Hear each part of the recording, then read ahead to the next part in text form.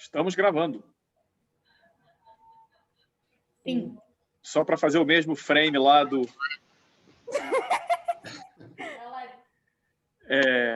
Enfim, podemos? Podemos. Beleza. Então, sejam todos bem-vindos. Enfim, estou vendo que a sala aqui hoje está cheia. Muito legal. E é bom que esteja cheia, porque os personagens merecem, né? Vamos ter 2 eventos hoje, né? O aniversário da honorável Larissa, que comemoraremos depois, do seminário do Farina, né? Nosso Farinix, nosso chefe, né? Que, enfim, já foi apresentado pela Dani recentemente de forma extensa e impecável. Não vou conseguir, né? Infelizmente, me superar a Dani, né? Mas, ainda assim, gostaria de dizer algumas palavras, né? Bom, o Farina tem aí, né, muitos anos de física já, né? Está na UFRJ como professor desde o início dos anos 80, né? Tem mais de 100 artigos, entre alunos atuais e passados de pós-graduação, já orientou mais de 30 pessoas e teve inúmeros alunos de iniciação científica, entre eles este que vos falo, né? Enfim, então, a influência do Farina aí se faz sentir, né, em toda a história do Instituto de Física, formou aí várias gerações de físicos, né, inclusive no grupo, né? Os mais novos não conhecem, mas Farina orientou o Alex e o Fila, né, já mais velhos. Me orientou, já um pouco mais novo, orientou aí o Reinaldo, que um pouco mais novo, orientou a Dani, um pouco mais nova, né, e está orientando agora o Yuri, a Larissa, enfim, né? Então, sempre teve essa grande preocupação aí de formar. Formou o Thiago, que está aí também. Eu vou esquecer alguns, porque, né, a Patrícia, que também está aí, enfim, mas só para dizer que tem um arco aí de influência do Farina na história do IF enorme, né? E são, né, pessoas inclusive com interesses diferentes, pesquisas diferentes, mas sempre, né, esse caráter da formação, tanto física como humana, foi sempre marcante aí na presença do Farina no Instituto. E eu queria só, para não me alongar muito, só contar uma pequena historinha, né? A Dani já contou várias histórias do Newton Santos, né? Do Newton Santos, não, era Newton Santos? Era Newton Santos. Do Newton Santos, enfim. Eu poderia adicionar que o Farina não apenas é um craque do table tennis, mas é um craque do tênis sem o table também. Inclusive, é um exímio segundo sacador, para quem não conhece. Sacador de segundo saque, né? Mas, enfim, a Dani contou várias dessas histórias, eu vou contar só uma, né, que é a seguinte, né? Antes de vários de vocês nascerem aqui, ou seja, em 1999, eu estava no 3º período, e aí, né, na verdade, por um acidente do destino, tinha 2 amigos, algumas pessoas aqui conhecem, o Thiago e o Fábio, que já eram orientados do Farina e iam fazer mecânica clássica 1, eles iam adiantar, né? A gente deveria fazer só no 4º, eles iam fazer no 3º. E aí falaram comigo, né? Pô, a gente vai fazer no 3º, que é o meu orientador que vai dar e tal. Eu falei, pô, então vou fazer também. Mas assim, foi realmente sem nenhum embasamento além da minha empolgação de fazer, né? E mal sabia eu que eu estava tomando uma das decisões mais importantes e mais afortunadas da minha vida, né? Porque foi quando não apenas eu conheci o Farina e fiz o curso, né? Mas foi quando eu entrei pela universidade, de fato, né? Já tinha feito vestibular, já tinha entrado, mas na verdade parecia que eu estava só num colégio diferente, né? E foi quando eu fiz mecânica 1 com Farina que eu acho que não apenas eu entendi eu não sabia nada do que era física, eu descobri, né? E aí comecei a aprender nesse curso. E, na verdade, né, o leque gigantesco de possibilidades que o curso abriu realmente foi fantástico para mim. Foi talvez a maior influência da minha vida aí como pesquisador. Então, enfim, para isso eu agradeço ao Farina, né? Então, depois consegui traçar aí minha vida, enfim, faço parte aí do grupo maravilhoso aí com vocês. Tenho o Farina para agradecer lá por aquele primeiro passo. Então, sem mais delongas, né? Vamos ao seminário sobre rodas quadradas do Farina e vamos lá. Bom, antes de tudo, queria agradecer muito as palavras aí gentis do Felipe, que esse tipo de comentário acaba me emocionando muito, porque todo mundo gosta de saber que, de alguma maneira, contribuiu para a profissão de alguém ou para até a parte pessoal da vida de alguém.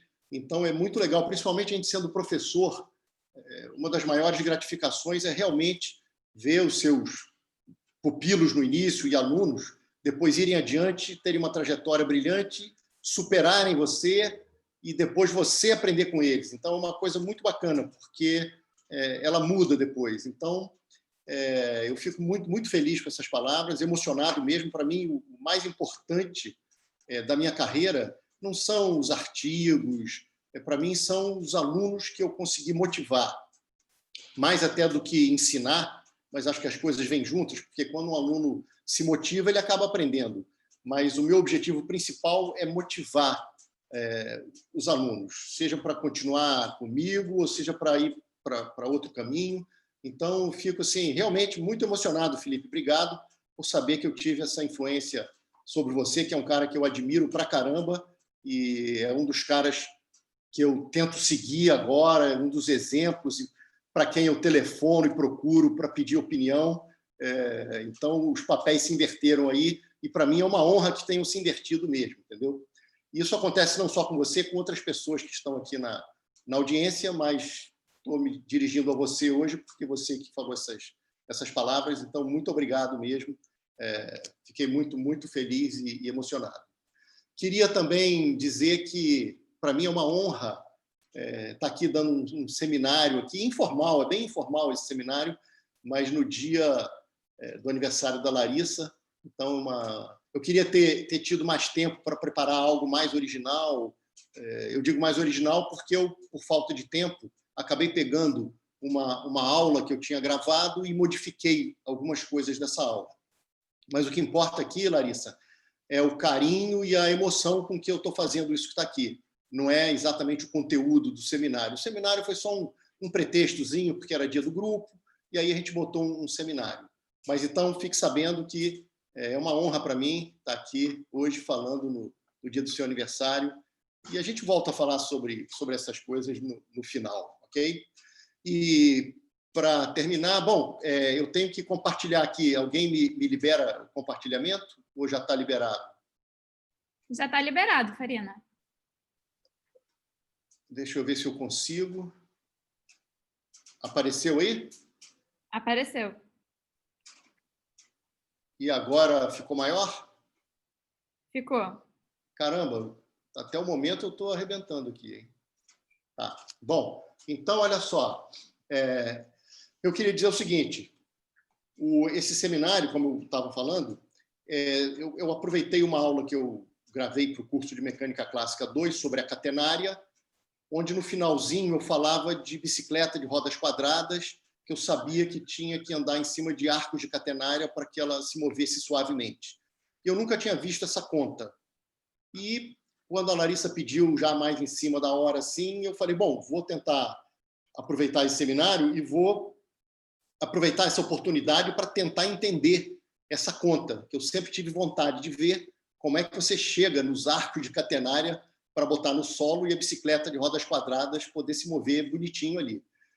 Eu acho que eu consegui, eu não tenho certeza, vamos ver se vocês entendem a minha explicação, e foi no final da madrugada de hoje que eu acabei de fazer a conta e os slides que eu inseri aqui, eu acabei de fazer hoje ainda.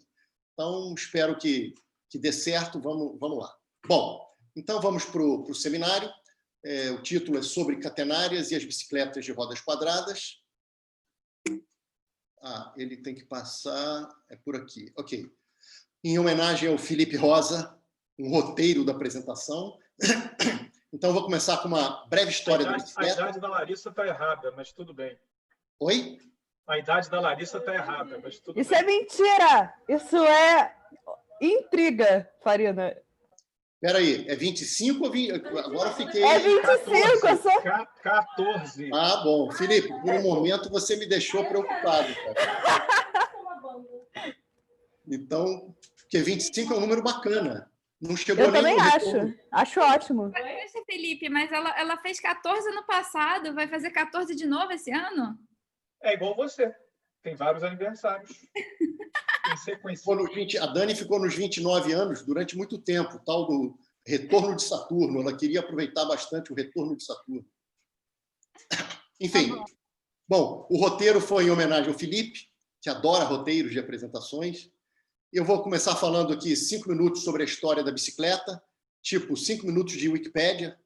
Depois eu vou falar um pouquinho da história da catenária. Aqui, então, foi basicamente a aula que eu gravei lá para os alunos, incluindo a solução do problema da catenária.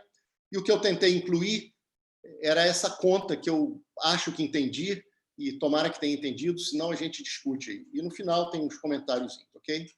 Bom, então é o seguinte, as coisas quase nunca têm um início, a gente sempre percebe que alguém fez algo antes. Há quem diga, por exemplo, que a bicicleta foi inventada na China há mais de 2.500 anos. Outros autores também falam que o Leonardo da Vinci fez um projeto do que seria parecido com uma bicicleta de hoje em dia, mas parece que isso é um pouco contestado, esse desenho que está nesse Codex Atlanticus, que é um conjunto de documentos em vários volumes, 10 ou 12 volumes de documentos do Leonardo da Vinci, teria esse projeto, mas tem gente que acha que não é dele. Enfim, lá no final do século XVII, um relojoeiro alemão construiu cadeiras de rodas que tinham propulsão manual. Mas o pessoal costuma dizer que o inventor da bicicleta foi esse barão Karl von Drais, que em 1817 ele aprimorou o tal do celerífero, que vem aí do latim transporte rápido, que tinha sido criado antes por esse conde francês aí. Mas esse celerífero ele não tinha nem guidão, não tinha nem sistema de direção. Então o pessoal atribui mais para o von Drais, que são as draisianas, né? Ele instalou nesse celerífero um sistema de direção e também um sistema muito, muito rudimentar de frenagem. Ele acabou patenteando isso em 1818. E aí a bicicleta, enfim, foi evoluindo.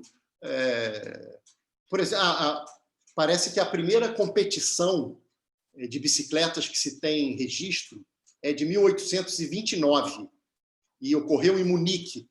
E tinham em torno de... não chegava a 30 draisianas, que eram essas bicicletas. E o percurso não chegava nem a uma volta na lagoa, era um percurso de uns 4,5 km, 5 km, que foi feito em torno de 30 minutos, para vocês terem uma ideia. As draisianas ainda não tinham pedal, você encostava o pé no chão e ia empurrando, mas ela já tinha guidão e já tinha um sistema de freios. Mas aí foi evoluindo, né? Esse escocês botou os pedais, depois o pessoal aumentou a roda dianteira, não sei exatamente por quê. Apareceu aí pneu com câmera, enfim, foi evoluindo, mas se vocês perceberem, a evolução é o tempo todo com rodas quadradas. Até que alguém imaginou... Desculpa. É só que eu tô pensando, você falou também que não sabe o motivo de em algum momento terem criado bicicleta com uma roda maior do que a outra. É porque, não sei, é curioso isso, né? Porque pela sua imagem, a primeira tem as duas rodas do mesmo tamanho. Né?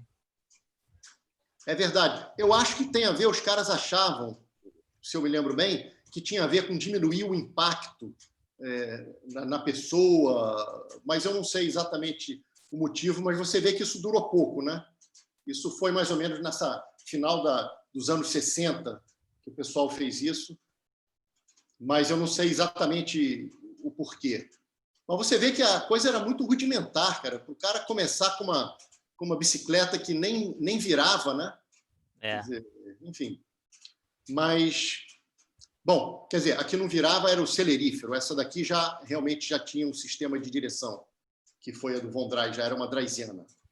Mas o que eu queria chamar a atenção é isso, que eu podia até ter posto bicicletas mais modernas aqui, é que eu achei essa figurinha com uma cor mais bacana, mas elas não mudam muito de feitio, de formato, e por mais que elas sejam modernas e com formatos e desenhos incríveis, bonitos, as rodas são sempre circulares. Até que algum doido começou a ter ideias estranhas. Então, alguém pensou em algum momento, certamente não sei quem, eu sei quem fez a conta pela primeira vez e sei quem construiu pela primeira vez, mas talvez alguém tenha pensado nisso há muito mais tempo. Alguns devem ter falado, não, não tem jeito. E outros devem ter falado, caramba, talvez se eu adequar o solo, isso que está aí funcione. Não é muito prático, mas quem sabe? E alguns pensaram em coisas mais diferentes ainda, não só bicicletas com rodas quadradas ou poligonais também, como bicicletas com rodas muito malucas aqui. E o chão vai acabar sendo maluco também para acompanhar essas rodas e você ter um movimento suave. O objetivo do seminário tem também a ideia de contar um pouco a história da catenária, porque eu falei, foi uma aula gravada para os alunos sobre a história da catenária, que vai ser a solução desse problema. Mas eu adicionei no final uma conta de como encontrar o perfil do chão, do solo, dado o perfil da roda. Então, conhecida a função que define a roda, eu quero chegar numa fórmula que vai nos determinar o perfil desse chão, ok? Bom, aqui vai entrar, então, para fazer o link com os slides que eu já tinha, entra uma personagem nova que é a curva chamada curva catenária, porque ela, de fato, vai ser a curva que vai tornar esse desenho aqui de cima possível. Então, a gente vai dar uma parada e vai falar um pouquinho sobre a história da catenária, que é uma história interessante, bastante interessante. Como várias histórias aí de curvas do século XVII, o século XVII era também, às vezes, chamado como o século das curvas.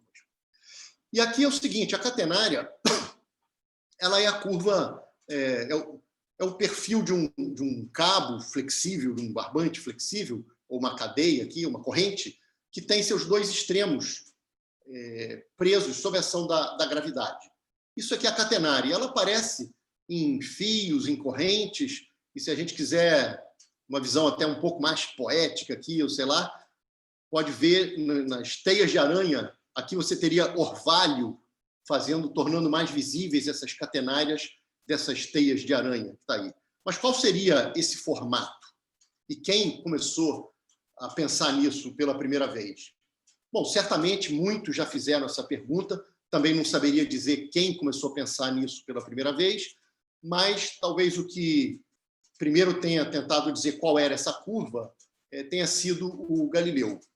Bom, o Galileu, vocês lembram, um cara que tentou matematizar um pouco aí a natureza, tem essa frase famosa dele, né, em que ele diz que ele, se referindo ao universo, está escrito em língua matemática. Os caracteres são triângulos, circunferências e outras figuras geométricas, sem cujos meios é impossível entender humanamente as palavras.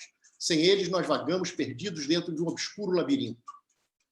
Então, o Galileu foi o primeiro a pensar em qual seria essa curva. E ele achava, incorretamente, que se tratava de uma parábola. Mas a catenária não era parábola. Aliás, o nome catenária foi cunhado só no finalzinho do século XVII. Foi cunhado pelo Huygens, mas depois a gente fala sobre isso. E aqui entra, então... bom, a gente já fala agora, né? O nome catenária, que vem do latim, corrente, ele foi cunhado numa carta do Huygens para o Leibniz, datada de 1690, que é quando as pessoas conseguiram resolver e descobrir qual era a curva catenária. Foi em 1690, vários autores fizeram isso. Mas vamos voltar um pouco para trás e falar um pouco do Huygens, porque aos 17 anos, mais ou menos ali por volta de 1646, porque o Huygens é de 29, então, aos 17 anos, o Huygens fez várias coisas interessantes. Uma delas foi mostrar que a catenária não era uma parábola.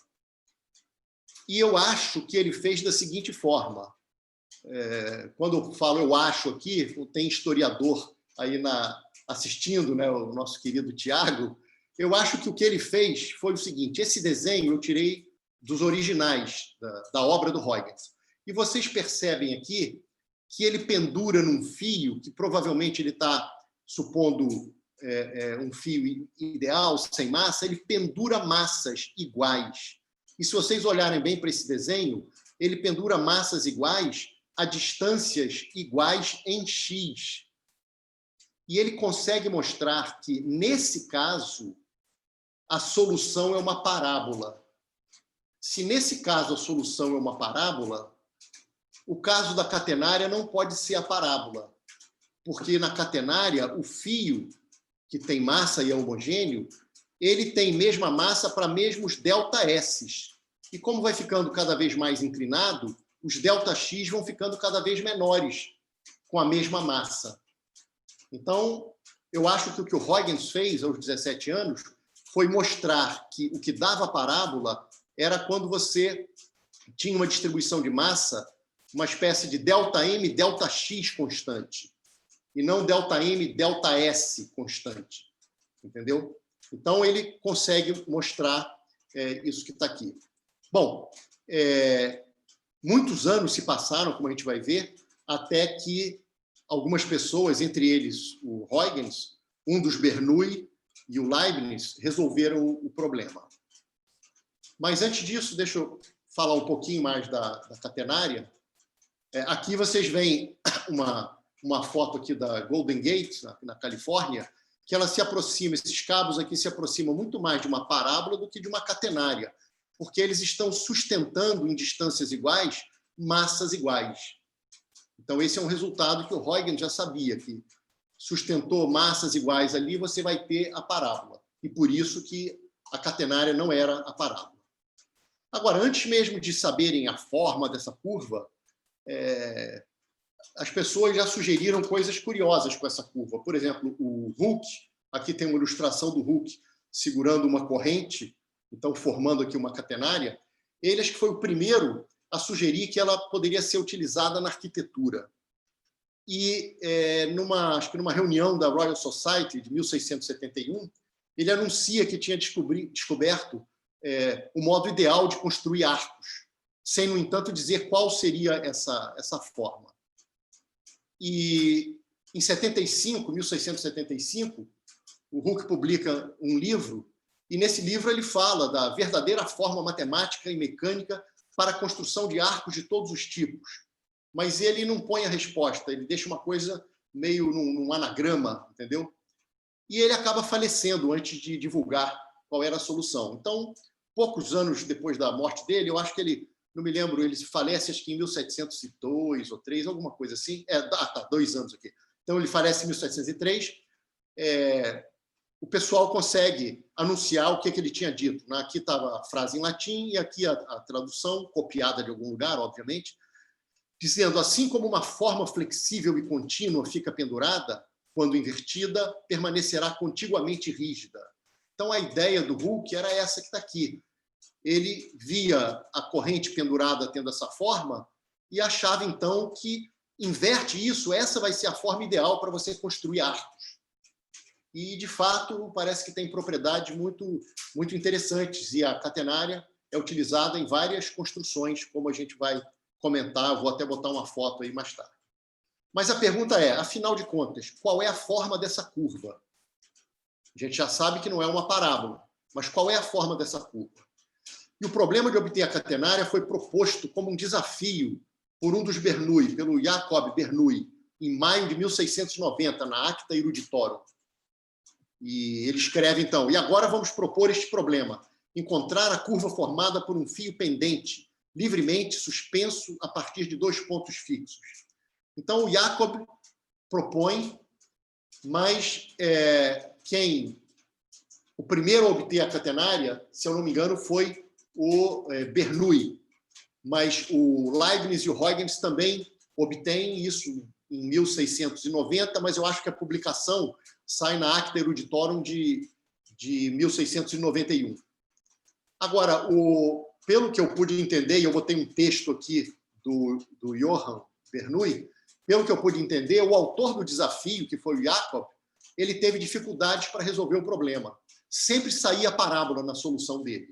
E aí eu peguei um texto do irmão aqui, que parece assim, quer dizer, eles não se davam muito bem, né? Eles também tiveram um problema com a história lá da braquistócrona.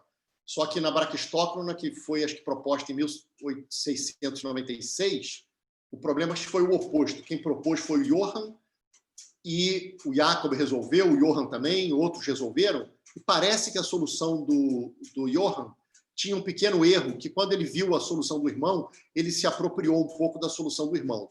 Teria que confirmar essa história aí com o Tiago, com alguém, mas, enfim, eles tinham uma relação bastante com muito atrito. E aqui tem a frase do Johann dizendo o seguinte: os esforços de meu irmão foram inúteis. Quanto a mim, fui mais feliz, pois encontrara a habilidade, e digo isso sem me gabar, porque deveria esconder a verdade, para resolvê-la imediatamente.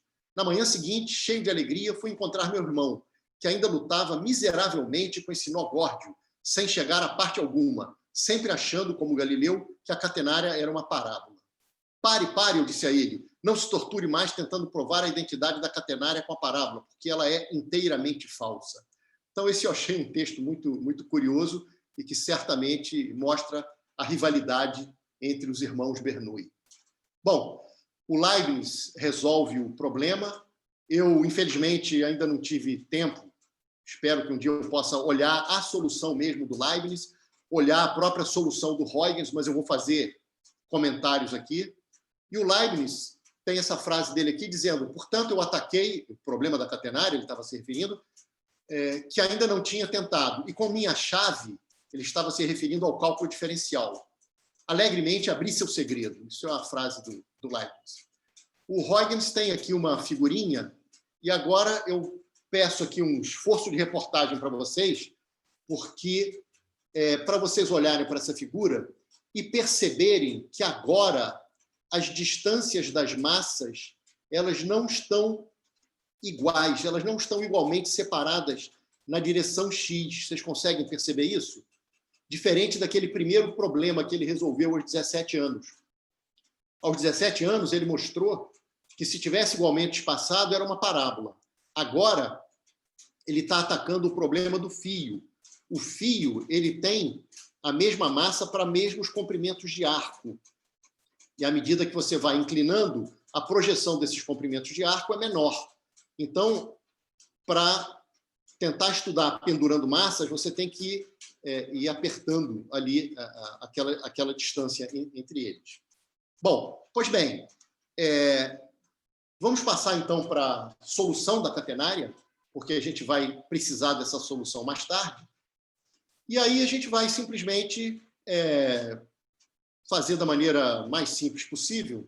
A gente tem aqui um trecho da catenária, tem um ponto genérico, eu coloco a origem aqui, e a minha coordenada é o S, que, num certo sentido, ela é mais o arco, o comprimento de arco, por outro lado, seria menos esse comprimento de arco, e tem esse valor S.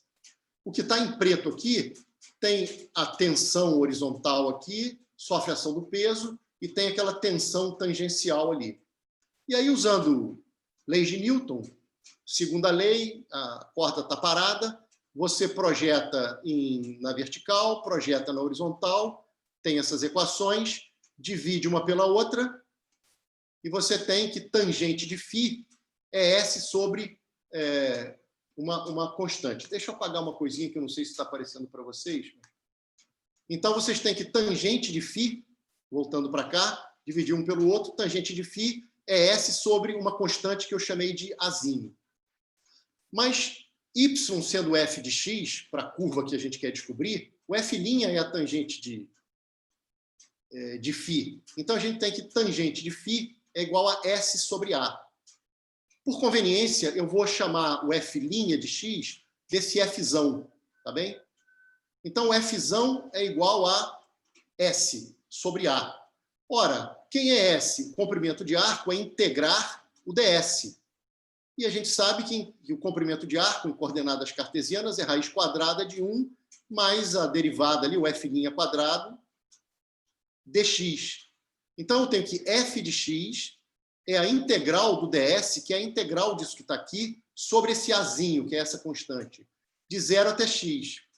E notem que o f aparece lá dentro da integral, de novo.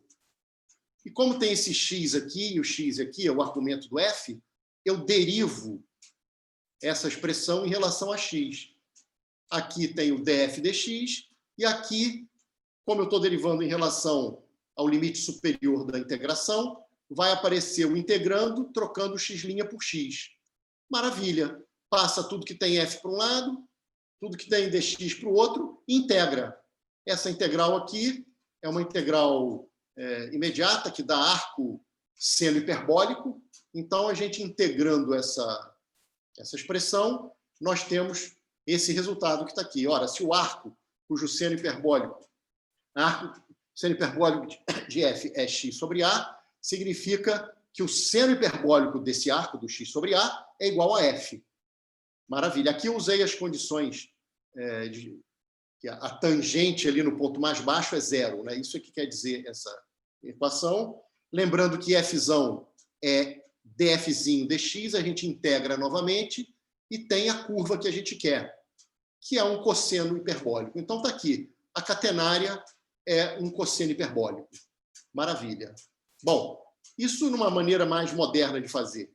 Aqui tem uma discussão que não é importante para a gente, era só falar como é que varia a tensão ao longo do fio e tal. Aí é só pegar lá a expressão da tensão, tinha um cosseno de φ, é só relacionar o cosseno com a tangente era o f', que era o seno hiperbólico, usa essa identidade e você tem a expressão da tensão, ela varia como um cosseno hiperbólico também. É claro que teria que calcular o valor da tensão lá no ponto mais baixo, que eu deixei como exercício para a turma fazer. Bom, e aí a gente começa a entrar na parte mais legal do seminário, que é a seguinte: eu quero encontrar o formato do chão para poder caminhar com uma bicicleta de roda quadrada ou poligonal. E eu, como já falei, a resposta vão ser arcos de catenária, por isso que nós estudamos a catenária, ok? E o cosseno hiperbólico, a gente sabe o que ele é, né? O E elevado a x mais E elevado a menos x sobre 2 e tal, tudo bem. Só como uma informação aqui histórica, o primeiro cara a perceber que uma roda quadrada, não pensando numa bicicleta, mas um quadrado rolando em cima de um chão, se fosse chão de arco de catenária, ficaria com centro na horizontal, foi um cara chamado Robson, em 1960. Depois eu posso até passar a referência, eu acabei esquecendo de escrever as referências no final. Agora, o primeiro a construir uma bicicleta de roda quadrada foi esse professor de matemática chamado Stan Wagon, sei lá como é que pronuncia. E aí vamos tentar fazer a demonstração desse resultado. E agora, então, eu peço muita atenção de vocês, porque, repito, eu fiz isso há muito pouco tempo, meio de madrugada, eu terminei de entender, e hoje é que fiz os slides sobre isso, terminei os slides, então eu mesmo estou ainda, né, com algumas dúvidas aqui de coisas meio sutis. Mas vamos lá. Bom, eu tenho uma roda de bicicleta que tem um certo perfil, tem uma equação lá polar, e no instante zero, no início do movimento, ela está nesse ponto aqui, o centro dela está aqui, e eu quero que esse centro permaneça na mesma horizontal, à medida que essa roda maluca aqui rola sem deslizar sobre esse solo, com esse perfil doido. É claro que esse desenho ele já foi feito para que tudo se encaixe bonitinho, tá certo? Então, o que eu estou dizendo é que, à medida que essa roda vai girando no sentido horário, o seu centro vai caminhando para a direita, os seus pontos vão encostando no solo e você quer que esse centro fique sempre na mesma horizontal. Bom, quais são as condições que nós devemos impor que vão nos permitir descobrir o perfil do solo? O meu problema é, dada a roda, então eu conheço a equação da roda lá, eu quero descobrir quem é esse f, essa função f. Porque tendo essa função f, eu consigo construir um solo com um perfil adequado para aquela roda girar suavemente. A minha palavra suavemente vai significar com seu centro geométrico ali na mesma horizontal. Bom, as condições são duas. Uma delas é a seguinte. Você pega um ponto qualquer da roda, por exemplo, esse ponto aqui. Veja a distância do centro da roda até esse ponto. E aí, quando esse ponto tocar o solo, a distância desse ponto do solo até o zero, no caso aqui, essa linha horizontal, eu quero que seja igual àquela distância do centro até aquele ponto. Ou seja, essas duas linhas tracejadas, elas têm que ter o mesmo comprimento, ok? Para que o centro da roda esteja nessa horizontal o tempo todo. Então, essa é a primeira condição, tá? Esse ponto, eu poderia pegar um outro ponto qualquer aqui. Eu peguei esse ponto porque ele está desenhado na figura. Quando a roda girar, ele vai tocar a roda em algum lugar. Ele vai tocar a roda aqui. Quando ele tocar a roda aqui, eu quero que essa distância daqui, que é dada por essa função, na verdade, essa distância vai ser menos esse f de x, porque esse f de x está negativo, ela tem que ser a distância daquele ponto até o centro da roda. Essa é a condição número 1. E a condição número 2 é rolamento sem deslizamento.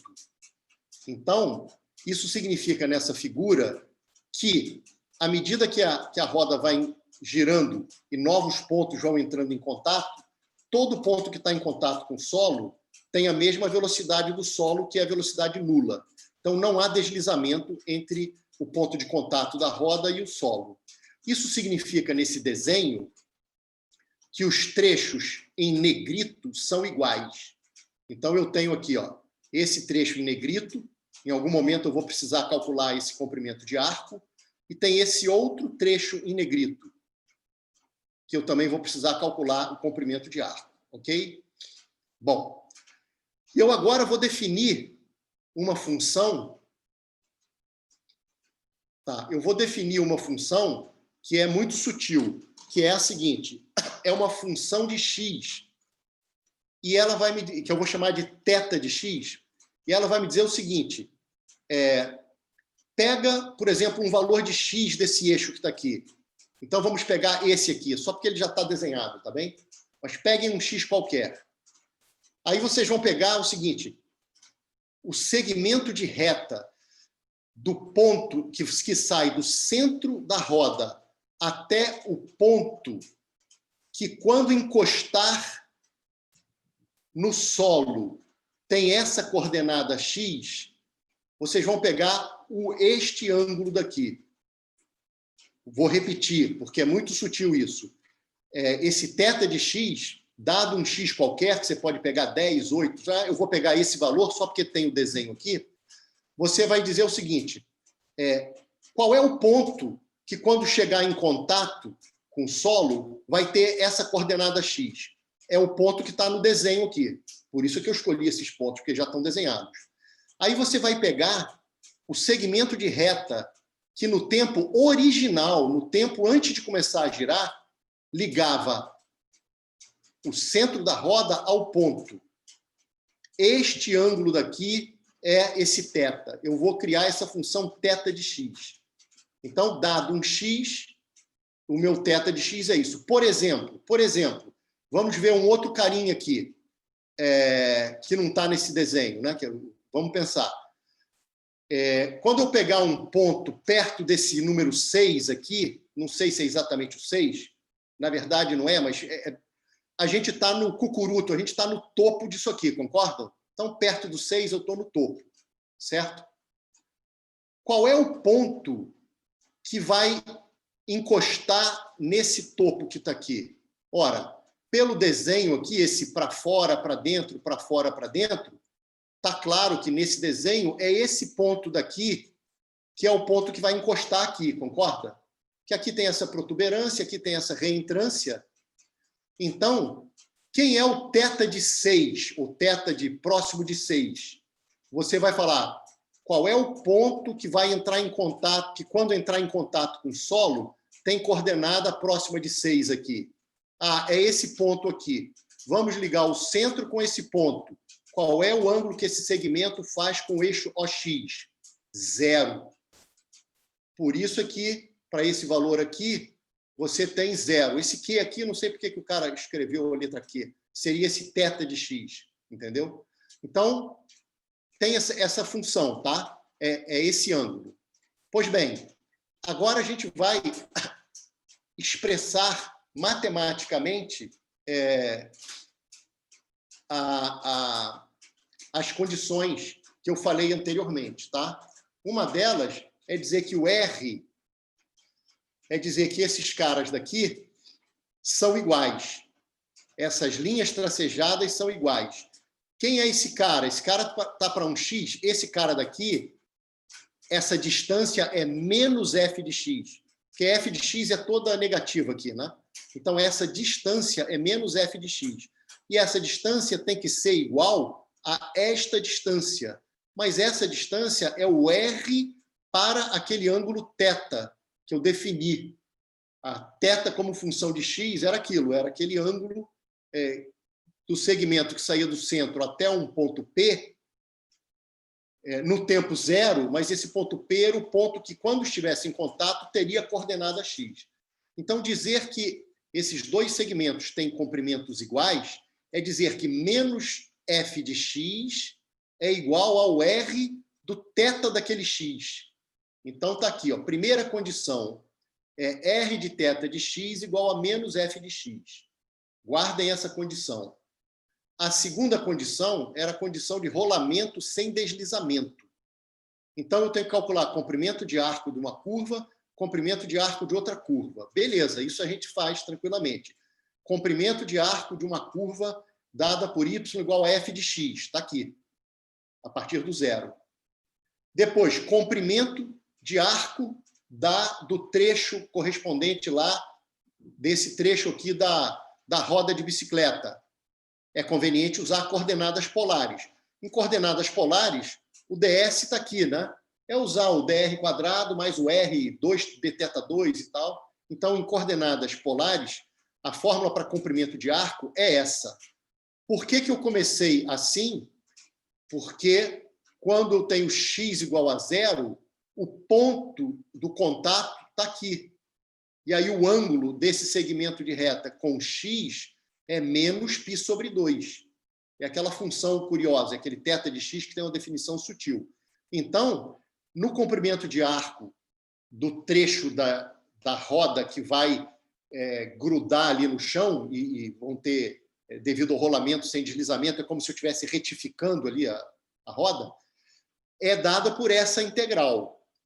O que eu tenho que fazer para exigir o rolamento sem deslizamento é impor que essa fórmula seja igual a essa, que é o que eu vou fazer. Mas eu já vou pular uma passagem. Eu vou igualar essa equação com essa e eu vou derivar ambos os lados em relação a x. X aparece no limite superior aqui e aqui aparece uma função de x. No lado esquerdo, vai ficar o integrando em x, e do lado direito fica o integrando, mas aparece dθ dx. Tudo isso segue do teorema fundamental do cálculo, tá? Você derivar integrais onde aparecem as variáveis em relação às quais você está derivando nos limites. Então, estou igualando as duas e derivando. Ao fazer isso, e elevei ao quadrado, tá bem? Então, eu vou igualar essa equação com essa equação, derivar em relação a x e elevar ao quadrado. Quando eu faço isso, eu tenho essa expressão. Beleza, deixa ela aí quietinha. Agora a gente volta para aquela primeira condição das linhas tracejadas iguais.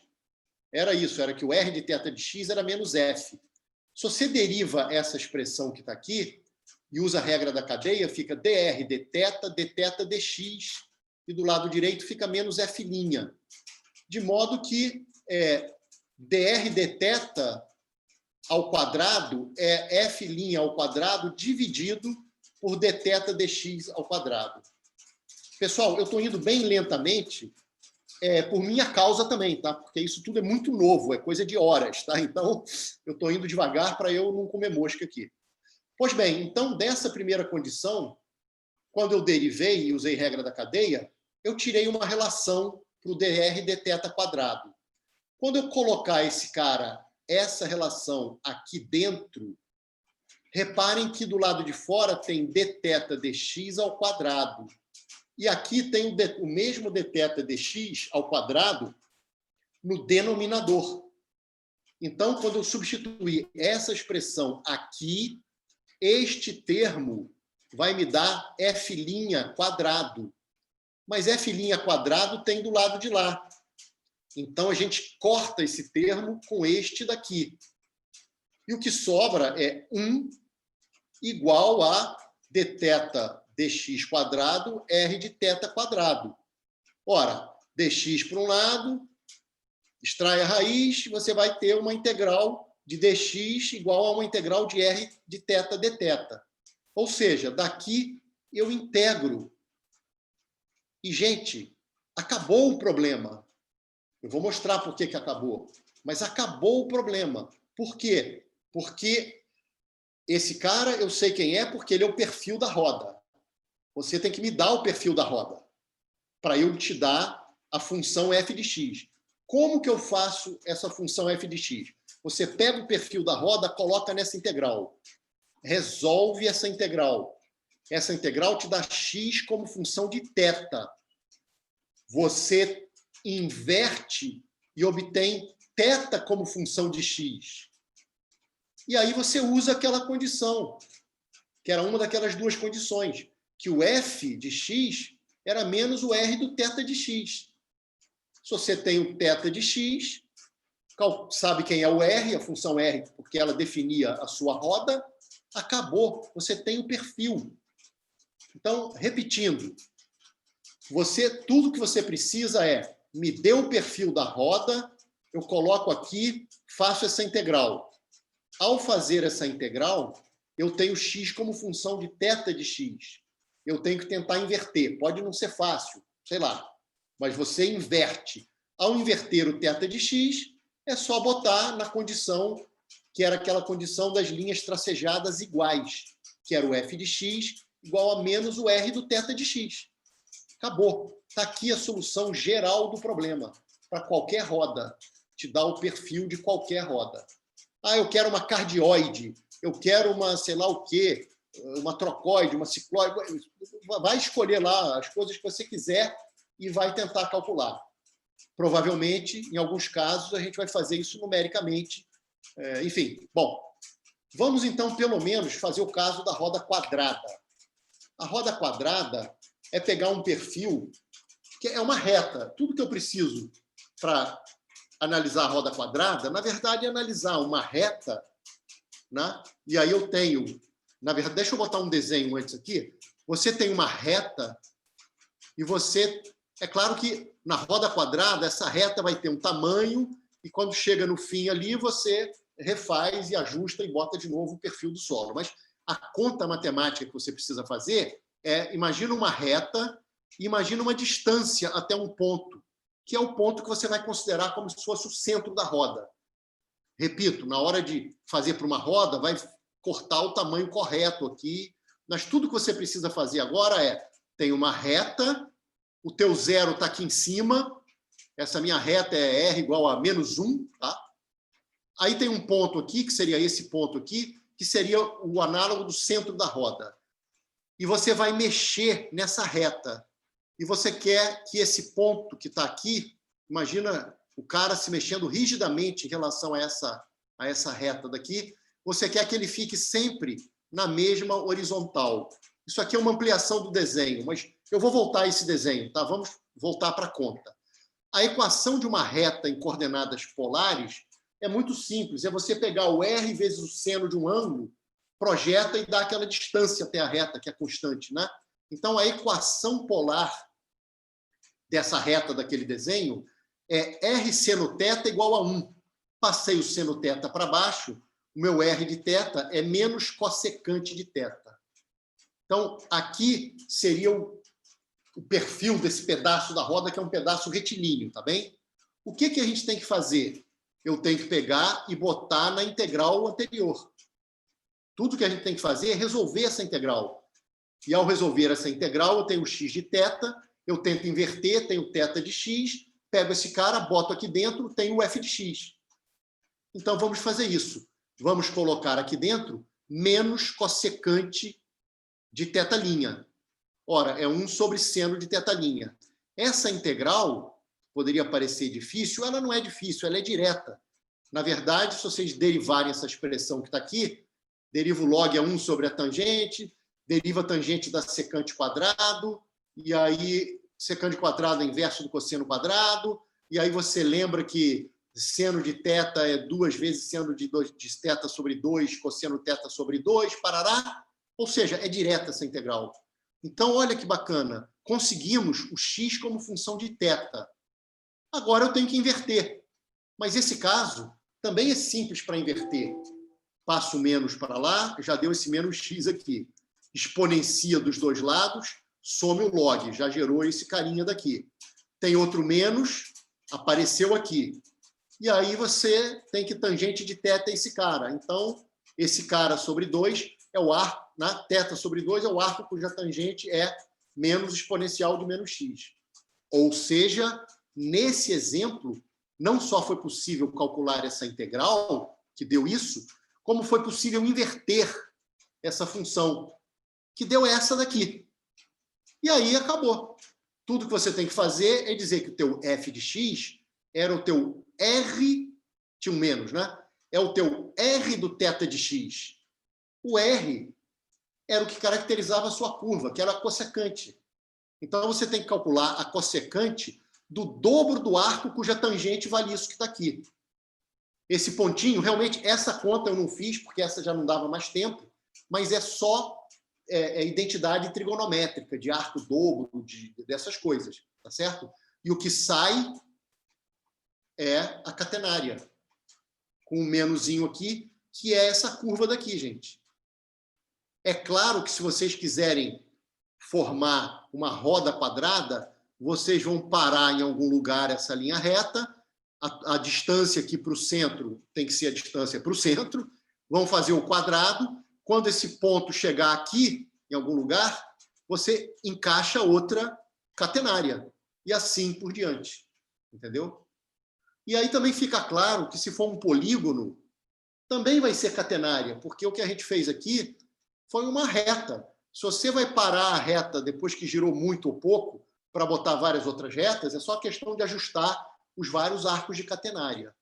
Então, eu diria, resumindo, porque agora a gente já vai para o final, eu resumiria dizendo o seguinte, nós conseguimos fazer o seguinte problema, que quando eu vi esse tipo de problema a primeira vez, eu falei, cara, deve ser muito difícil resolver isso, deve ter muita geometriazinha para cá e para lá. Mas quando eu peguei esses dias aí, eu vi que é simples, é só...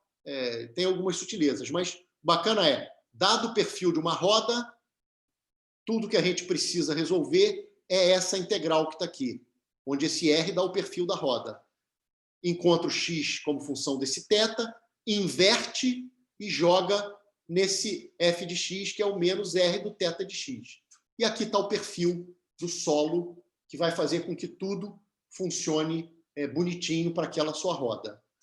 Bacana conseguir mostrar que, para o caso das rodas quadradas ou poligonais, a solução dá para fazer na marra ali, sem apelar para muitas outras coisas. E o resultado sai bonitinho a catenária. Aqui é só uma ampliação dos primeiros carinhas ali. Esse aqui seria o análogo do centro da roda. À medida que você vai girando, o centro da roda vai vindo mais para cá, porém sempre nessa mesma horizontal. Bom, a imaginação aí é o limite. Tem várias figurinhas doidas aqui. Eu peguei só as figurinhas, não tive tempo, nem encontrei as soluções matemáticas, mas isso pode ser buscado depois.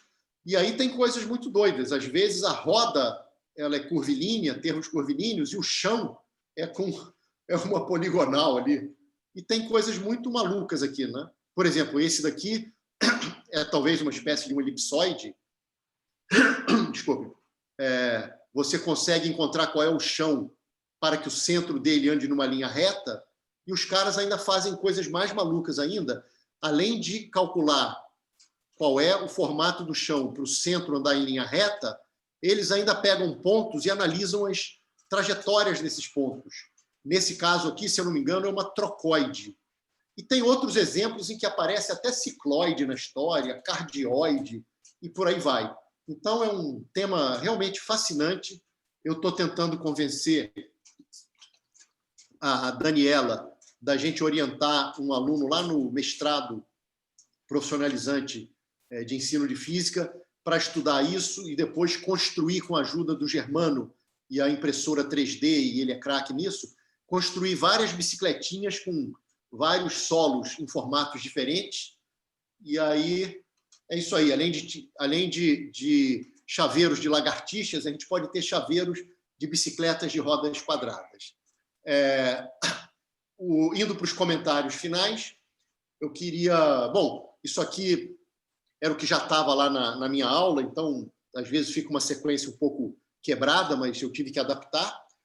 Eu queria só comentar com vocês que as funções hiperbólicas, os cossenos hiperbólicos, senos hiperbólicos, eles aparecem bem depois, tá? Eles aparecem num livro de um matemático jesuíta italiano, Vincenzo Riccati, e é publicado em 1757. Então, praticamente um século, mais de um século se passou desde que o Galileu atacou o problema não até a sua solução, que foi em 1690, mas até que aparecessem as funções hiperbólicas para a gente escrever a resposta em termos das funções hiperbólicas. Bom, aqui eu estava só comentando que esse século XVII é um século bem legal, que tem muitas curvas. O Reinaldo também, talvez o Tiago também, a gente pode pensar em estudar mais a fundo as curvas do século XVII. Eu até tinha pedido para o Reinaldo baixar um livro para mim.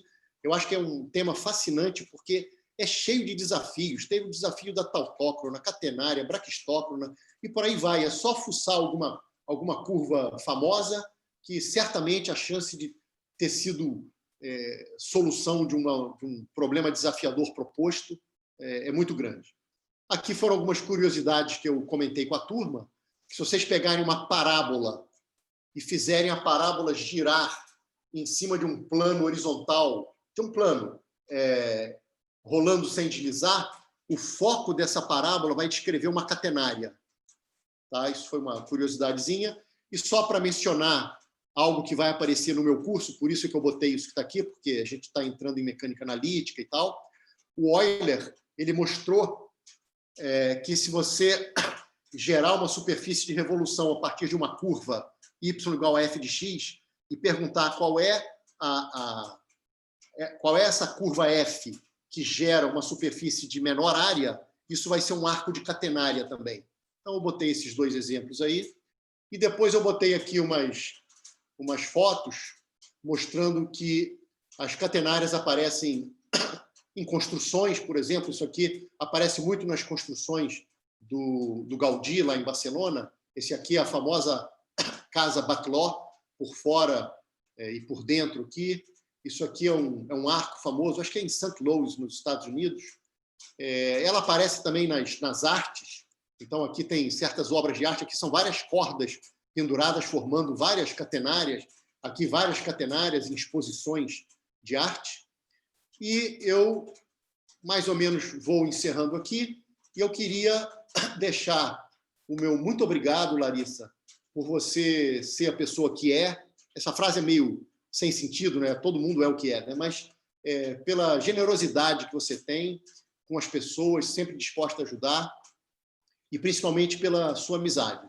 Então, parabéns pelo seu aniversário, e muita saúde, muita paz, e é isso aí. Termino por aqui. Grande Farina! Adorei! Vai todo mundo bater palma, né, por Farina. Claro! Eu também, para ter equilíbrio. Tira o share screen para você ver todo mundo.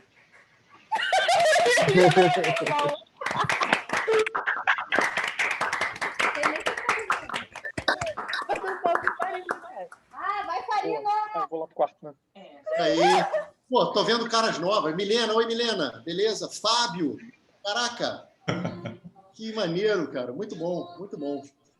Bom, espero não ter falado nenhuma besteira, porque, cara, é meio sutil e foi meio de madrugada, mas... Farina, só você poderia ter falado essa frase e soar como Farina. Você não aguentou tanta beleza. Então, perguntas? Olha a putaria que a Júlia tá fazendo na Eu tenho uma câmera. pergunta, posso? Eu tenho uma pergunta, eu levantei a mão no chat, não sei se Pera aí, vamos ver a necessário. ordem. Como é que passa a ordem aqui? Eu não sei, é de cima para baixo? Não, primeiro é o Thales, depois é o Marcelo. É que tem o Lucas também. O Lucas é depois. Qual é a ordem? Me digam a ordem aí eu falo. Thales, pode ser você então. primeiro e depois o Marcelo. Tá bom. Bom, então, antes de mais nada, Farina, muito boa a apresentação, muito obrigado, assim, excelente, né? Um problema muito interessante. E eu tenho até, enfim, mais de uma pergunta, mas acho que vou fazer uma só e, de repente, numa próxima rodada, eu faço outra, se for o caso, para não monopolizar a palavra. Uma coisa que eu fiquei pensando, e não sei, talvez você tenha até mencionado, mas eu perdi, se daria para pensar também num problema inverso, né? Digamos que você pensa num chão, sei lá, você tem um chão que é feito de arcos de parábola, e aí você quer pensar qual é o formato da roda que você tem que ter para deslizar ali, quer dizer, para rolar sem deslizar e mantendo o centro na mesma altura, né? Existe esse problema? Dá para fazer mais ou menos adaptando o que você mostrou? Ou não? Cara, excelente pergunta. E eu não tinha pensado nisso e eu não vi nada no artigo que eu li sobre isso, mas é super interessante, porque, por exemplo, eu que sou tarado na cicloide, a cicloide ela só pode ser perfil de solo, ela não pode ser o formato da roda, né? Quer dizer, Sim. Poderia pegar arcos de cicloide. Então, é uma pergunta super interessante. Eu acredito que uma rápida olhada, ou uma olhada com calma, tentando andar para trás nos passos para ver se a solução é única, você pode começar com F e descobrir qual é a roda, né? Eu não pensei nisso e não vi nada escrito, nem comentário sobre isso, mas eu li um artigo só sobre isso, tá? Que foi o artigo que fez essa conta, que eu vou jogar para a Larissa depois e ela distribui para todo mundo. Mas eu acho ótima pergunta e a gente poderia escolher vários tipos de solo e eu escolheria cicloide com certeza. Certamente. Tem um comentário que é uma coisa sutil, que isso eu vi num certo desenho, que às vezes essas soluções são soluções matemáticas. Então, essas curvas são curvas que não são materiais ainda. Então, muitas vezes, você tem uma curva, e isso acontece, se eu não me engano, com a cardioide. Se você pegar uma cardioide, que tem o formato de um coração, ou uma curva desse tipo, eu estava até discutindo isso com o Marcos Vinícius, vai ter um chão que tem uma cúspidezinha lá, né? Para o ponto do coração, né? Só que, matematicamente, essa curva vai poder se encaixar e o centro dela vai continuar na horizontal. Mas a curva vai ter que passar por dentro da outra. Então, tem soluções matemáticas que não têm realização material, porque quando chegar na cúspide, a roda vai travar, vai trancar, porque aquele ângulo não é o ângulo. Então, tem umas coisas muito interessantes. Eu não sei se isso aconteceria... Acho que com a cicloide não, né? Porque a cicloide, a cúspide é essa. Enfim, mas isso acontece. Você tem soluções matemáticas que não poderiam se materializar na sua totalidade. Mas o problema inverso eu nunca tinha pensado. Eu acredito que seja pensar de trás para frente. E aí é muito bacana também. Obrigado aí pela pergunta e pela sugestão. Obrigado, e achei muito interessante a ideia que você falou de imprimir, de fato, né, umas rodas na impressora 3D e botar isso para funcionar, né, ver as pessoas enxergarem isso na prática. Enfim, deixar as pessoas falarem. Obrigado, Farina. Valeu, Thales. Obrigadão, cara. O Marcelo agora. Farina, primeiro, tremendo seminário, bicho. Muito legal. Obrigado, cara. Obrigado. De uma elegância assim enorme a sua solução. Muito elegante. Dá para chamar de transformada de farina e transformada inversa de farina? Não. Ô, Marcelo, isso tudo eu copiei de um artigo. O que eu fiz foi só entender o artigo. Não tem nada meu, nada, Mas nada. você entendeu com tanta elegância que já estou com vontade de chamar, de transformar de farinha, transformar de... Não, tem que chamar lá do... Eu não fui no artigo original do Robson, eu fui no artigo do cara que construiu a primeira bicicleta, que ele tem esse artigo didático. E provavelmente ele deve ter pego a solução do Robson lá de 1960 e talvez tenha posto numa forma mais didática.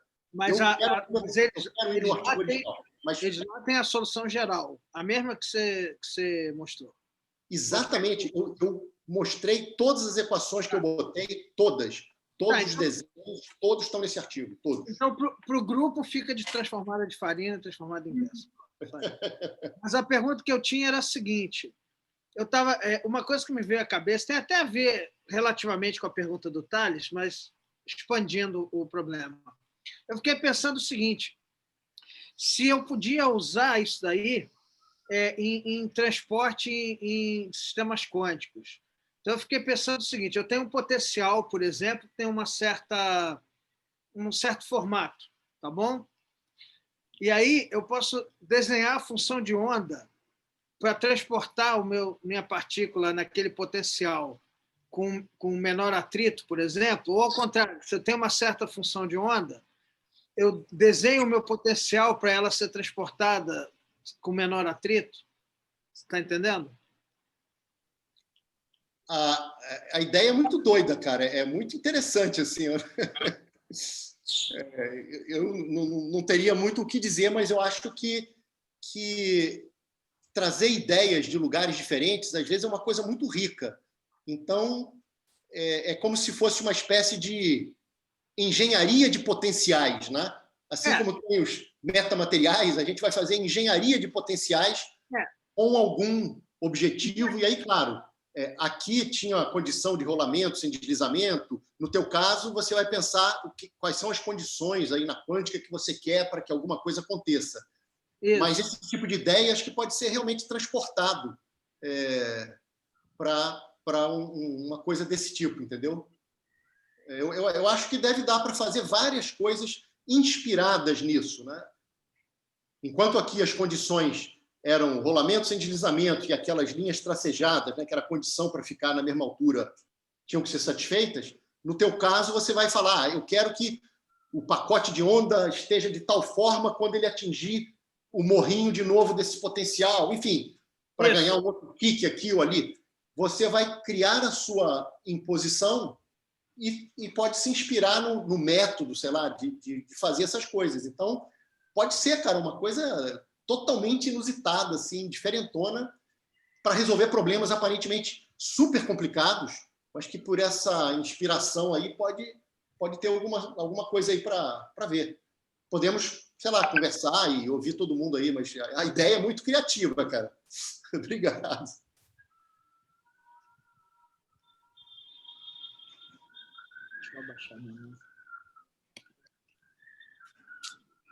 Agora o Lucas, por favor.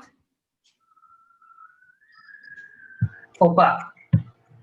Fala, meu camarada. Calma aí. Tô tentando aparecer. É que travou um pouco. Eu tenho 3 perguntas. A primeira é, você acha que se considerar que a corda na suspensão, né, da corda, se a corda for elástica, ela mantém a forma e só fica mais comprida, sei lá? Ou ela assume um outro perfil? Ela assume um outro perfil que você vai ter que... É o que eu acho, né? Você vai ter que... Porque essa corda ela não é elástica, ela é só flexível, tá? Mas se ela for elástica, você vai ter que levar em conta, provavelmente, o que seria o análogo do módulo de Young da corda e botar isso nas suas contas e vai ter um outro perfil que não será um cosseno hiperbólico, na minha opinião, entendeu? Eu não me lembro de ter visto esse problema feito. Ele deve estar feito em algum lugar, mas eu não me lembro de ter visto. Mas certamente não vai ser um cosseno hiperbólico. Tá. A outra coisa... Você falou alguma coisa agora? Não, estou te ouvindo. Pode falar, pode falar. A outra coisa que você botou no final, que o Euler fez a conta para a superfície de revolução, mas isso seria equivalente como se ao invés de tivesse uma corda suspensa, tivesse um pano suspenso por algum contorno? Não. Isso é um problema só matemático mesmo. Você tem uma curva, você quer rodar essa curva e gerar uma superfície. E você quer que essa superfície tenha a menor área possível. Então, é um problema de minimizar, de extremizar o funcional, né? Então, você acaba usando uma equação tipo Euler-Lagrange para esse tipo de coisa. Que nem a braquistócrona, que aquele tempo é uma função da curva. Então, ele é um funcional. Aí você quer extremizar esse funcional que dá o...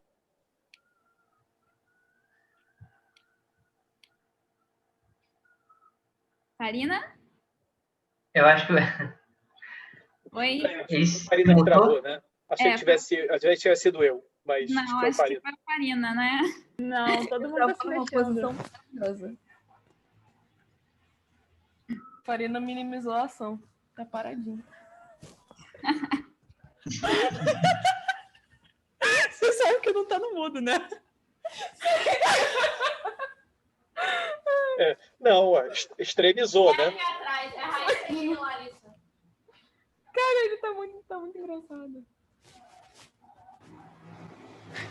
Ah, Marcelo. Ai, Ana! Farina saiu, né? Vai voltar. Acho que ele caiu. Acho que ele caiu. Eu imagino que ele vai voltar. Minha causa não, né? Acho que não, Ô, Marcos. Marcos, dessa Eu vez levantei a mãozinha, eu achei que a Farina pegou, resolveu desligar.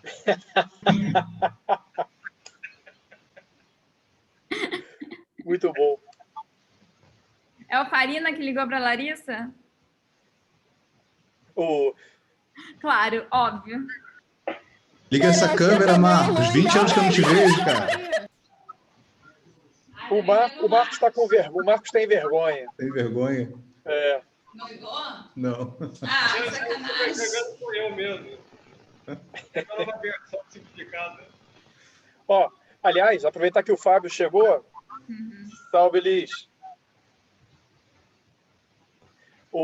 Aproveitar que o Fábio chegou, esse é o Fábio, que eu citei da minha fala, para quem não conhece, no início do seminário. Ele queria tretar contigo, que eu falei que você queria estava falando brigar mal comigo? dele, aí por isso que eu avisei. Ah, beleza. Já acabou a apresentação? Não, a gente está esperando o Farina voltar, que ele caiu. Caiu, Ah, meu Deus do céu. Essa história de cair agora tá ótima, né? A Carol, a sua filha, às vezes está na aula, daqui a pouco ela chega assim, mãe, a professora caiu. Eu falei, nossa, mas ficou muito. Ela, ai, mãe. E aí, tudo bem? Tudo tranquilo. Teve um pico de luz na casa do Farina, aí a internet dele caiu, só que já tá voltando. Aí ele já tá entrando. Eu vou no banheiro 2 minutinhos, peraí. Tá. Dani, fala um absurdo aí para entreter a gente. Eu não falo absurdos, pessoas. Não, imagina, gente. Eu só quero dizer que tá acabando o PLE. E eu tô feliz com isso. É só isso que eu quero dizer. Vai vir algo muito pior agora, igual um PLE 2. Não fui eu que mutei o Zarro, tá? Ele se mutou. Eu gosto o Zarro se censurou. Ele sabia que a sequência é sempre pior, né, Zarro? Por isso que eu tirei aí o som. Voltou. Farina voltou. Farina tá de volta. Acabou a luz, caiu a internet, foi uma bagunça. Voltou rápido assim? Acabou a luz, caiu a internet. Só ele, Marcos. É porque... Não, é que eu sou um cara muito tecnológico, aí dominei tudo rapidamente. Oi, Farina. Oi. Tudo bom? Aí. Tudo. Que honra. Difícil saber quem que tá falando, né? Não. Eu tô vendo. Como acabou a luz na sua casa e não acabou na minha? Oi? Como que acabou na sua casa e não acabou na minha? Não, na verdade, o que aconteceu ela piscou, ela apagou e acendeu. E aí isso detonou a internet, entendeu? Não chegou a ficar apagado muito tempo, não. Foi um pico negativo, um vale, né? Mas a pergunta da Renata permanece válida. Vocês têm certeza? Também acho, obrigada. Foi a Renata que falou? Não sei, filha. A Farina não reconhece a voz da própria filha, cara.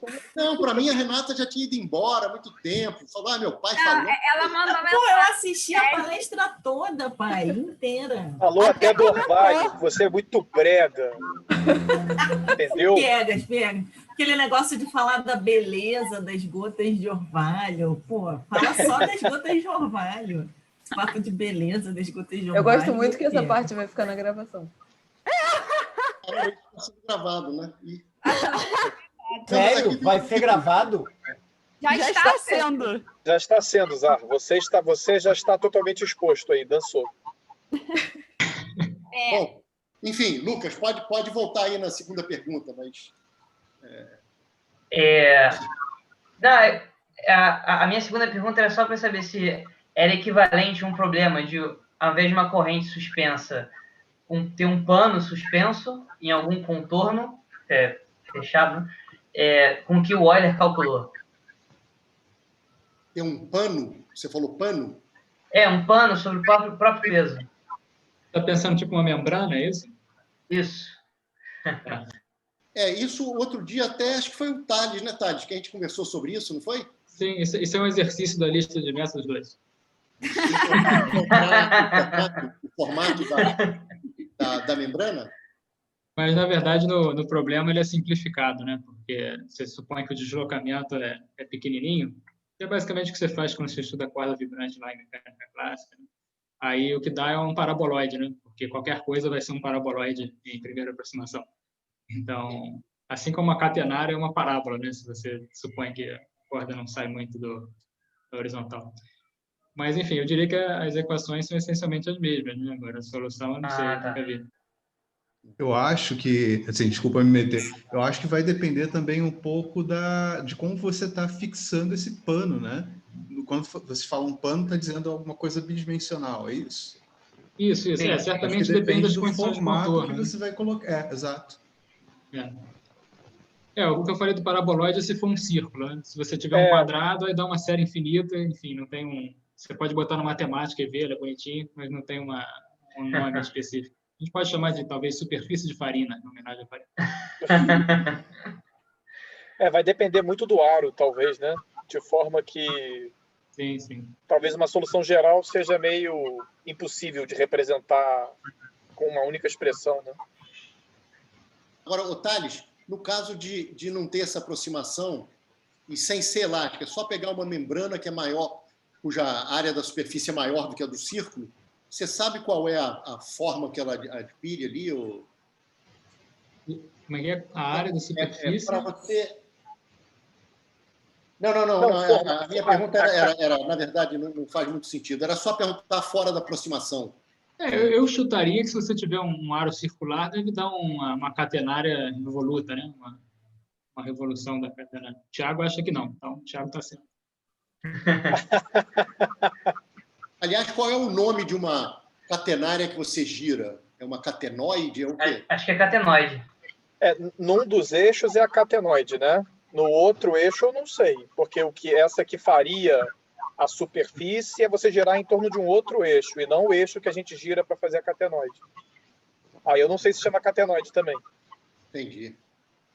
Catenária de revolução? Sei lá. Eu tinha a última pergunta. A terceira pergunta. Para finalizar. Se você sabe se alguém já fez a catenária, né, o fio suspenso, mas num potencial central. Não sei. Só isso. Não sei. Você pode fuçar na literatura e tentar ver qual seria, né? Deve ser bem complicado, mas academicamente é interessante o problema. Não sei se na prática, porque para você perceber 1/R2 tem que ter uma distância grande, né? Uhum. mas academicamente é um problema interessante. Depois Mas- você pode ter duas espaçonaves, né? Duas espaçonaves distantes aí, alguns anos-luz, carregando uma corrente. Beleza, então.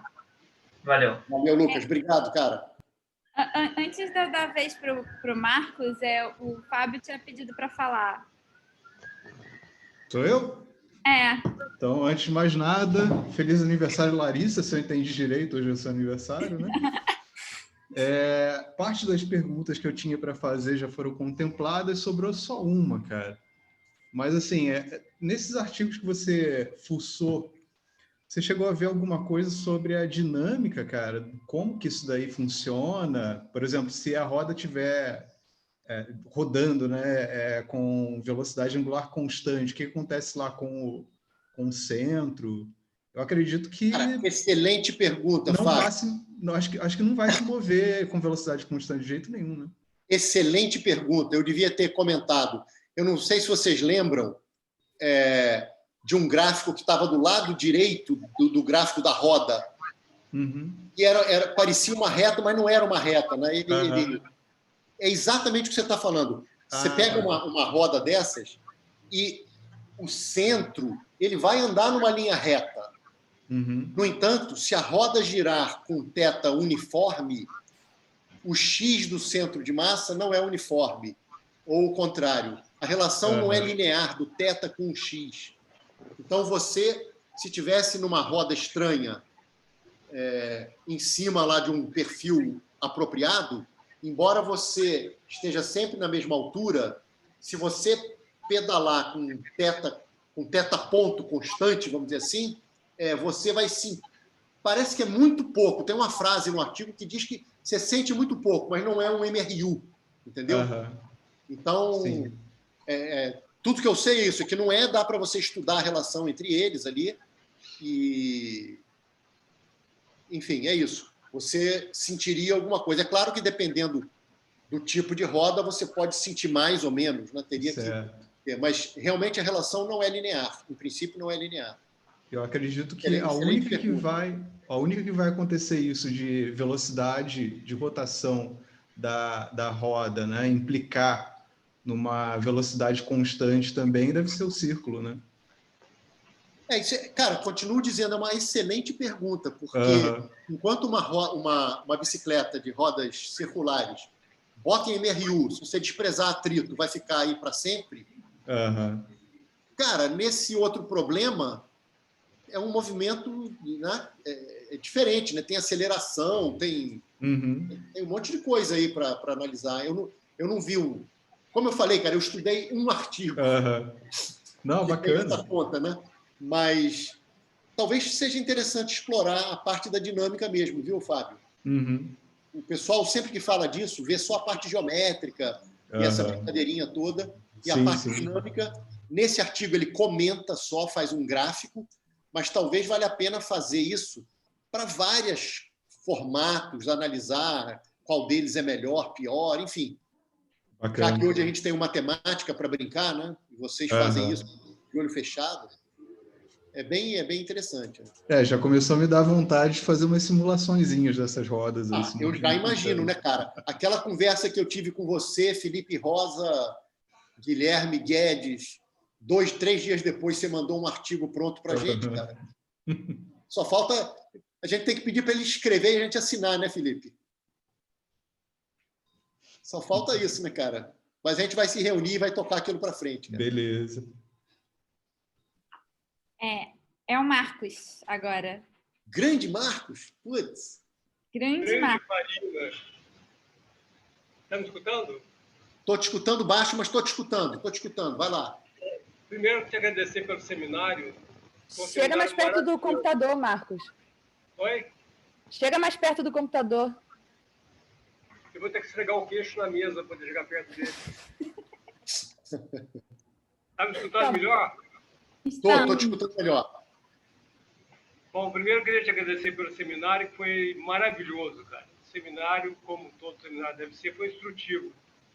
Mas, além disso, ele foi divertido. Parece um filme bom que a gente não quer que acabe. Eu vou ser muito bom para improvisar mesmo. Você preparou hoje, né? Então foi um digno presente para Larissa, que, aliás, eu dou parabéns a ela novamente, fui o primeiro a dar hoje parabéns, né? Eu repito as felicidades para ela. E eu tinha bolado 2 perguntas. Uma, eu vi que era boba antes de perguntar, ainda bem. A outra, que era inteligente, o Thales perguntou na minha frente. Era o problema inverso. E agora eu vou improvisar mais uma pergunta, esperando que não seja muito boba. A equação da parábola é dm dx é igual a constante.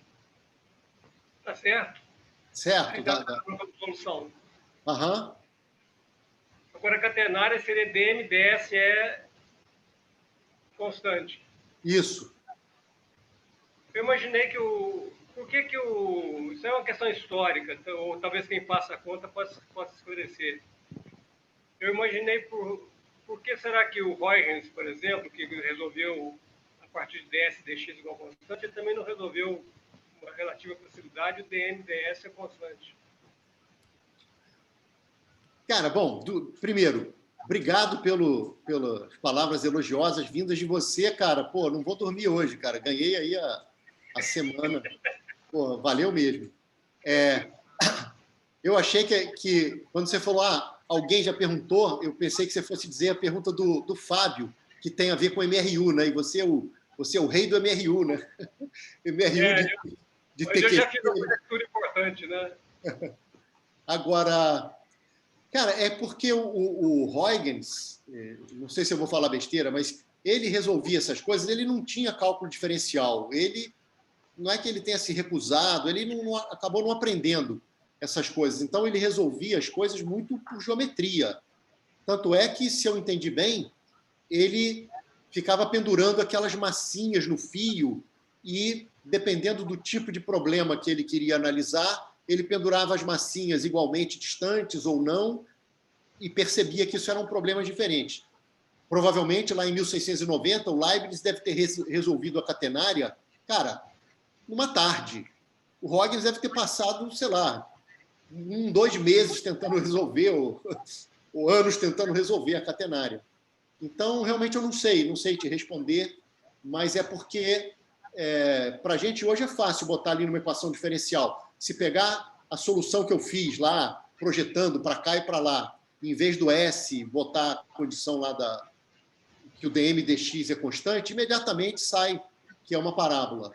Mas para ele não era assim, né? Tanto é que a solução dele, que chega na parábola, é pendurando as massinhas, e eu teria que ler, eu só peguei a figura assim para ter a ideia do que ele fez. Mas é porque sem cálculo diferencial é complicado, né? Eu tenho essa impressão. Não sei se o Thiago pode falar mais, enfim, mas é porque tem uma continuação para essa pergunta, que é o seguinte: a gente sabe como fazer o Galileu ficar certo, né? O Galileu falou parábola. É só fazer uma distribuição de massa que dm dx seja constante. Então, esse aí é um outro problema inverso. Você não sabe se esse problema inverso é trivial, é inútil, sei lá, ou tem alguma interesse? Quer perguntar, dá a curva e pergunta qual a distribuição de massa. Por exemplo, qual a distribuição de massa cuja curva vai ser um círculo? Não, é espetacular a pergunta, Marcos, porque, se eu entendi bem, você dá a curva que tem que ficar sob a ação da gravidade e pergunta qual é o lambda de x, o lambda de S da corda, ou seja, quão não homogênea ela é e qual é a distribuição de massa. Eu nunca vi esse problema e acho... Bom, tem que fuçar, mas eu achei excelente a pergunta e daria, assim... para fazer uns probleminhas super maneiros sobre isso, entendeu? Realmente, muito interessante, cara. Quer dizer, qual a distribuição de massa, por exemplo, para, em vez da catenária dar cosseno hiperbólico, dar a parábola? Qual a distribuição de massa para o Galileu dar certo? Isso seria o título do artigo, Marcos, que você vai escrever. É isso aí, exatamente, é um problema inverso. Agora o resto é com outros. Eu comecei a pergunta assim, qual a distribuição que faria o Galileu que está certo, né? Não, mas isso aí você tá craque aí, vamos pensar em fazer uma conta aí, ficou legal. Não, falando sério, isso é um probleminha desafiador, desse tipo que o Thales perguntou também, só que nessa parte aí de fio pendurado. Super interessante, cara. E eu fiquei até curioso para saber como seria a distribuição de massa para o Galileu estar certo. Não deve ser difícil fazer isso, deve ser até relativamente simples, mas muito interessante, muito interessante. Tá bom. Obrigado. E Larissa, parabéns novamente. Cadê Larissa?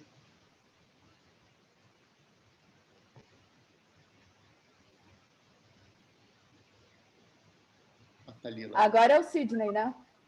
Parabéns novamente. Mais Obrigada, Marcos. Você mereceu esse seminário maravilhoso do Farina. Grande seminário do Grande Farina. Se fosse um outro, não seria tão bom, né? Outro seminarista. Poucos podem ser igualar, né? É a Raíssa que está aí, do teu lado? Sim. Raíssa veio pegar coronavírus aqui. Não, eu estou vendo alguém com cabelo colorido e escrito Larissa embaixo, né? Tá bom, vou fingir que eu não ouvi. Agora é o Sidney. Vai, Sidney. Oi, gente. Conseguem me ouvir? Peraí, beleza. Cara. Eu conhecia um outro Sidney. Você é parente dele? Ele deu o cabelo dele para mim, eu vou botando aos poucos. Caraca, bicho, você cortou muito o teu cabelo, cara. Muito. Dava trabalho para lavar. Caramba. Pô, que bom que você apareceu aí. Legal, cara. Valeu. Diga aí.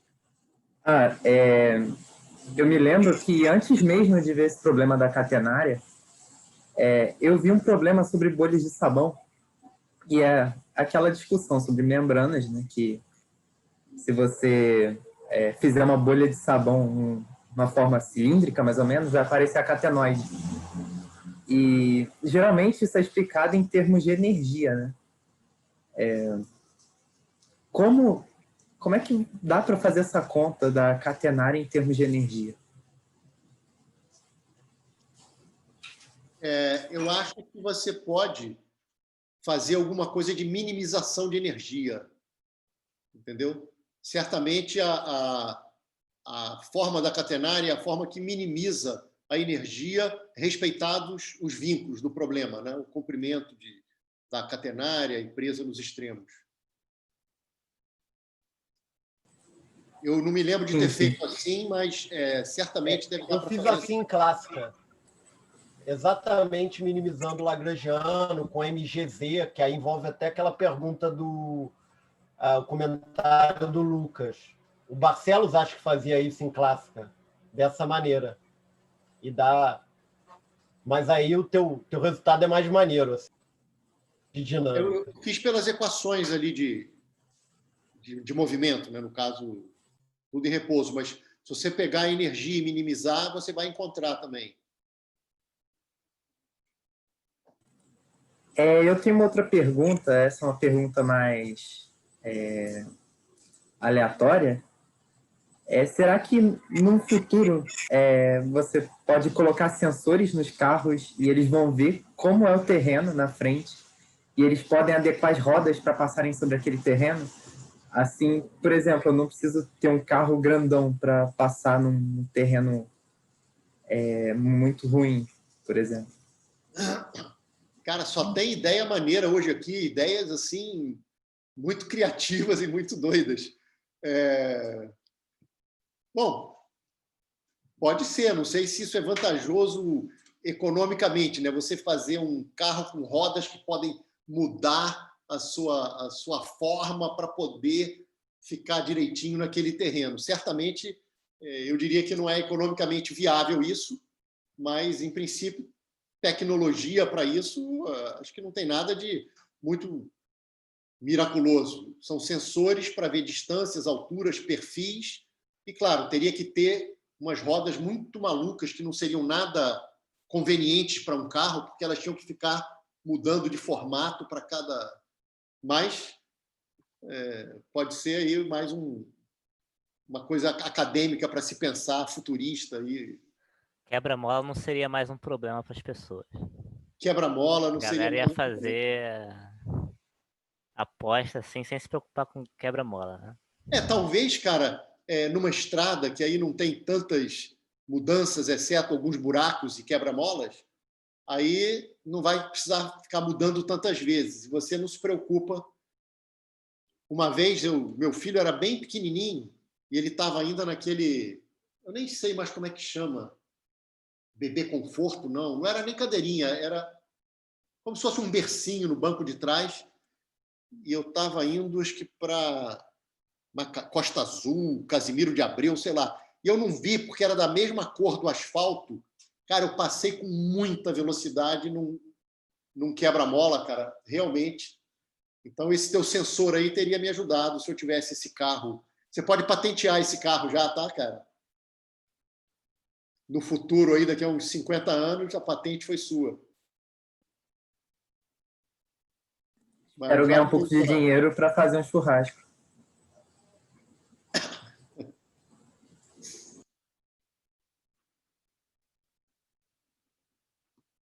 Agora o Thiago, por favor. Grande Thiago, cara. Tá mudo. Grande Farina, eu acabei de tava percebendo. Grande Farina, eu só queria te agradecer pelo seminário, achei incrível, cara.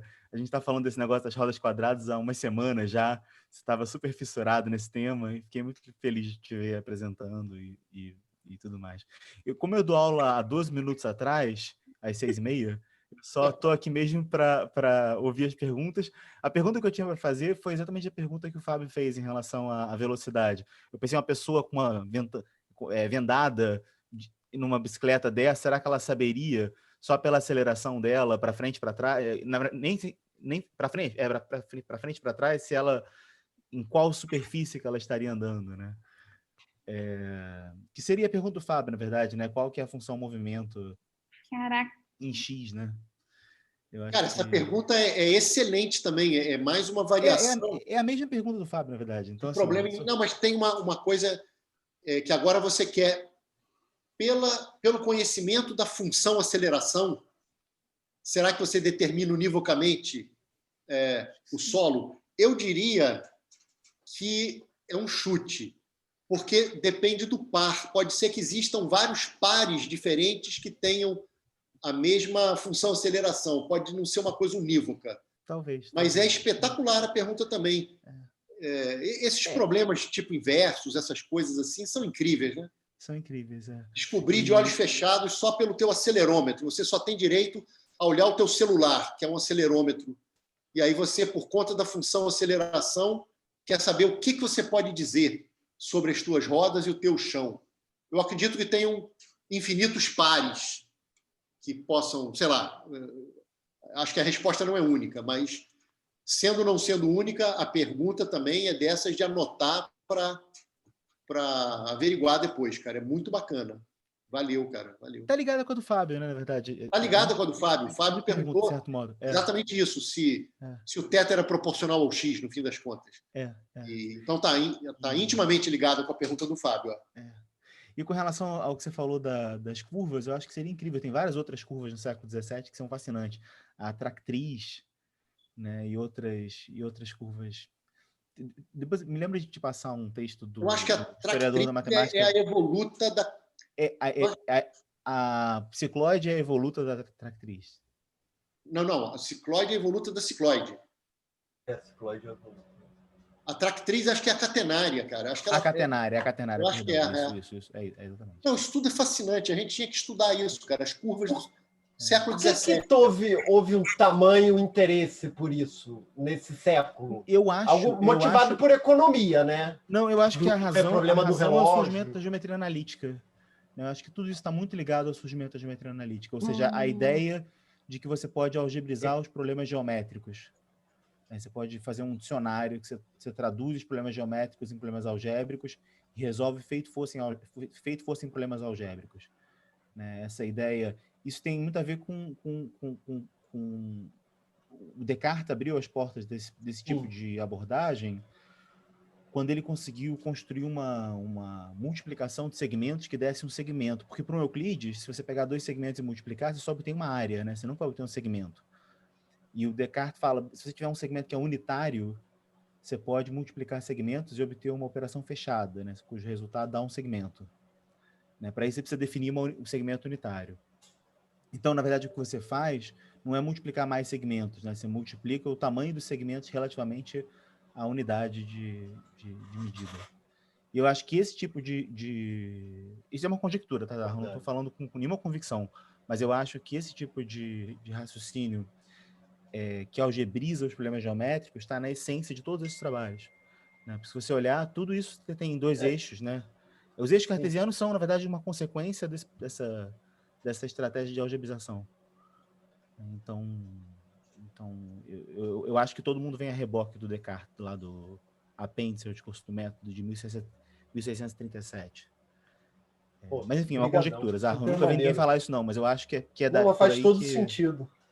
Em compensação, isso destruiu o nosso pensamento geométrico, né? Totalmente, né? Porque o Newton não quis nem sujar o Principia, né, com métodos analíticos.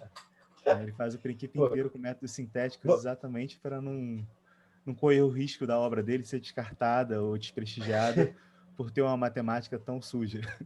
Né? Que maneiro. Mas aquelas demonstrações do Huygens são super difíceis, exatamente por serem muitas delas puramente geométricas. Exatamente. Eu acho que o Huygens está, exatamente como o Farina falou, numa tradição que ainda valoriza métodos sintéticos na geometria. O Newton também está nessa tradição. Mas quando você olha o Leibniz e os leibnizianos, né, portanto, o Jacob Bernoulli, o seu irmão, que foi aluno dele, né, o Johann, e os demais leibnizianos, que vão dar no Euler, né? O Euler é aluno do Johann. Essa tradição ela já está algebrizando tudo, né? Então a tradição mais suíça, né, na Basileia. Mas enfim. Tiago, você viu como é que o Johann foi duro com o irmão, né, cara? Pois é, isso que eu queria terminar comentando isso, Farina. Eu brinquei aqui no chat, eu falei, desse Johann Bernoulli eu não comprava nenhum carro de segunda mão. Eu não confio nesse cara para nada. Depois eu posso contar numa outra ocasião as coisas que eu tenho pesquisado sobre ele. Ele é um dos descobridores do vetor de Laplace-Rongelens, em 1710. Ele é o segundo cara que percebe o vetor de Laplace-Rongelens. O primeiro é o Jacob Hermann, que é aluno também do irmão dele, né? Então, tanto o Johann Bernoulli quanto o Jacob Hermann são alunos do Jacob Bernoulli, que por sua vez foi aluno do Leibniz. E assim, ele é muito agressivo também com o Hermann, né, em relação à prioridade de quem foi o primeiro que descobriu. Aí o Hermann manda para ele uma carta para garantir a prioridade, para falar, olha só, eu estou te mandando a minha demonstração. E aí ele ele fica sabendo que o Hermann está mandando uma carta, aí ele manda uma carta para o Hermann antes da carta do Hermann chegar. E aí depois ele prova que a carta do Hermann chegou depois dele ter mandado a dele. Né? Só ou seja, o Johann já tinha WhatsApp. Eu não sei nem como é que ele sabia, porque o Hermann estava em Pádua na época e o Johann Bernoulli estava na Basileia, na Suíça. WhatsApp? Então... Pô, tô te falando, pô. E por que é Laplace-Rongelens o nome do vetor, cara? Não é o nome do cara lá que descobriu Hermann Bernoulli. Alguém então... brinca, né, Farina? Quem é que fala Hermann Bernoulli Laplace-Rongelens? Farina. Só a gente no nosso grupo com a Laura. Que tá é só a gente? Não, na verdade, eu lembro que quando a gente pegava os artigos lá no começo da IC, né, Farina? Tinha muita gente que chamava só de vetor de Rongelens, nem falava de Laplace. Aí depois passaram a chamar de Laplace-Rongelens. Mas, na verdade, é de Hermann Bernoulli. Pois é. Mas o Bernoulli é muito, cara, ele é muito... Pô, fiquei meio decepcionado com ele. Maravilha. Eu já sabia que ele era meio brigão lá. Compadre, eu peço desculpas que eu tenho que sair, porque eu tenho que dar aula. A turma já está esperando lá. Quer dizer, não toda a turma. O Sidney e a Laura estão aqui, né? Mas tirando o Sidney e a Laura. O Sidney já foi. A Laura está faltando a aula. Olha que absurdo. Ela está faltando Laura está faltando a aula. Que absurdo, Laura. Culpa dos estudantes, diz que a culpa foi deles. E tá faltando aula com autorização da orientadora. É verdade. A orientadora sendo conivente, né, com a aluna. Inclusive o professor também, né? Gente, matando melhor nós. parar, O melhor professor- parar essa Pela gravação aí, algema. gente. O professor tá na sala de aula. Vamos passar para o mais importante, que é a Larissa, cara. Parabéns pra Larissa. Bom, parabéns. Eu realmente tenho que ir, peço desculpas, mas vai lá, parabéns, felicidades, tudo de bom. Não, a gente vai cantar uma Apresentasse que você ganhou, Vamos né? cantar agora, Thiago. Vamos cantar agora, parabéns. Exatamente. Então, abram as... Eu tô no Redshift 0. Ô, Farina, alguém tem que puxar, porque senão cada um vai num... Não, cada um vai de Vamos lá, vamos em Fá maior. Fá.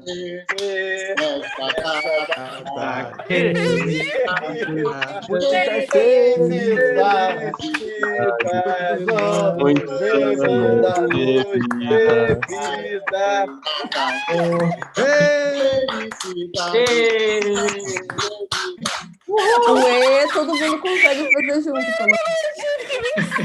Gostei muito dessa história aí do Redshift 0. Parabéns, Larissa.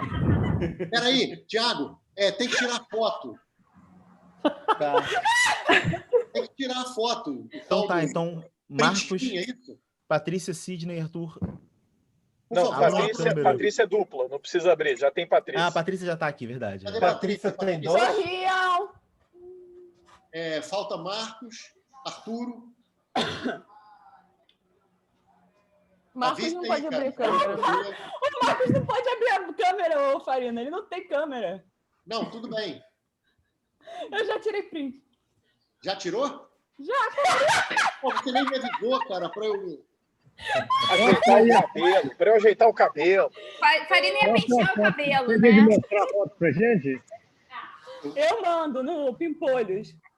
Eu vou cortar o cabelo amanhã, eu mesmo, cara. Eu não cortei hoje. Ô, Farina, você tá prometendo que vai cortar o cabelo há mais de uma semana. É porque eu tô sem tempo para cortar cabelo. Bom, só para... Vou pausar a gravação, tá bom? Tá bom. E corta o final depois também. Tá bom. A coisa da live.